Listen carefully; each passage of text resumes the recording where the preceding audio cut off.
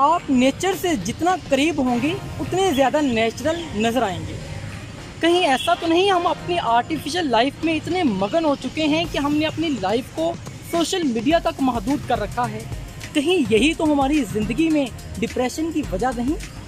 یاد رکھیے، جب انسان اس طرح کے انوائرمنٹ میں آتا ہے تو سوچنے کا موقع ملتا ہے۔ اگر قرآن پاک میں اللہ تعالیٰ نے انسان کو سوچنے کا بارے میں تلقین فرمائی ہے تو یقیناً انسان اچھے انداز میں سوچ سکتا ہے، انسان ایک مفکر ہے، اور اگر وہ مفکر پراپرلی بننا چاہتا ہے تو اس کو اس طرح کا انوائرمنٹ چاہیے۔